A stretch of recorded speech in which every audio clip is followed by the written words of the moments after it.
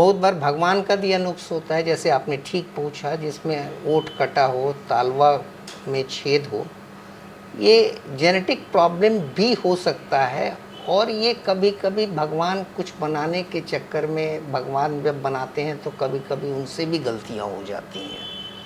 ये बात नहीं मान लेना चाहिए हमेशा कि एक बार नुक्स हो गया है तो जेनेटिक प्रॉब्लम ही है। रूल ऑफ थंब ये होता है कि अगर आपको भगवान का दिया नुक्स एक बार मिल जाए तो उसको भगवान का आशीर्वाद लेकर के करना चाहिए, और दोबारा भी अगर किसी तरीका का पैदाइशी नुक्स होता है तब जेनेटिक काउंसलिंग में जाना चाहिए। अब रही बात, तलवा कटा हुआ है और लिप्स में कटी हुई चीज़ है, तो ये कोई आश्चर्य वाली चीज़ नहीं है। 1000 में एक बच्चा 2 बच्चा में मिल ही जाता है, और इसका इलाज कोई इमरजेंसी नहीं है जिसमें इसमें कहा जाए कि जान का खतरा हो जाता है तुरंत। इसका रूल ऑफ थंब ये है कि जो तालवा का इलाज होता है वो कम से कम 3 महीने के बाद में करना चाहिए, और जो ओंठ का कटा हुआ का इलाज होता है वो 9 महीने के बाद होना चाहिए। ठीक है।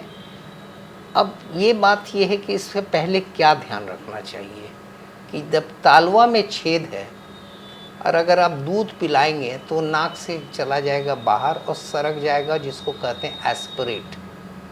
तो ध्यान देने वाली बात ये होती है कि जब आप दूध पिलाते हैं तो दूध यूजुअली ओंठ के थ्रू या बॉटल से नहीं पिला करके और बैठा के पिलाना चाहिए, और काड़ी से पिलाना चाहिए। तालवा को पीछे, जीभ के पीछे तक काड़ी को ले जा करके बैठा के धीरे धीरे पिलाना चाहिए कि दूध जो है खाने के नली में जाए, सरक न जाए। बस इतना ही ध्यान में रखना होता है, इसके अलावा और कोई ध्यान में रखना नहीं होता है।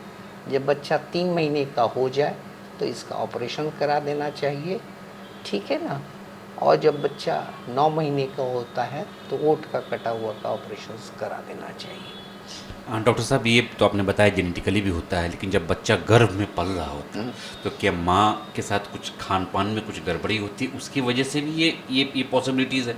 ना, ये खान पान में गड़बड़ी से कुछ नहीं होता है, ठीक है ना। ये भगवान का चीज़ है। जैसे हम काले हो गए, वो गोरा हो गया तो बनने में नुक्स हो गया, इसके कारण होता है। ये खान पान, सूर्य ग्रहण, चंद्र ग्रहण वगैरह से नहीं होता है, ये सब कारण से नहीं होता है। तो डॉक्टर साहब, ऑपरेशन जैसे आपने कहा 3 महीने या 9 महीने, तो ऑपरेशन के बाद स्कार्स आ जाते हैं, तो क्या स्कार्स परमानेंटली रह जाता है बड़ो, मतलब आजीवन, या उसके लिए भी कुछ कॉस्मेटिक सर्जरी आ गई है जो आगे चल के ऐसा ना दिखे, मतलब अच्छा दिखे?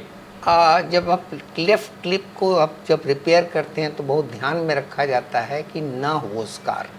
मेल के लिए तो कोई प्रॉब्लम नहीं है क्योंकि वहाँ मूंछें आ जाएंगी, इसलिए पता नहीं चलेगा। फीमेल में जब रहता है तो ध्यान में रखा जाता है। कुछ स्कार तो भाई रह ही जाता है, इसमें आप कहना कि स्कारलेस होगा ये गलत बात है।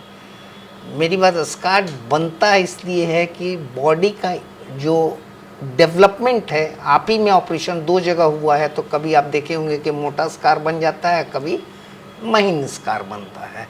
ये this is a matter of body response, ठीक है ना। इसमें ऐसा कुछ नहीं, लेकिन अमूमन जो करते हैं, जो प्रैक्टिस में रहते हैं, जो हमेशा करते हैं, हम तो ये नहीं कहेंगे स्कारलेस हो जाता है, बट मिनिमल स्कार रहता है उसमें, जो कि एक्सेप्टेबल रहता है।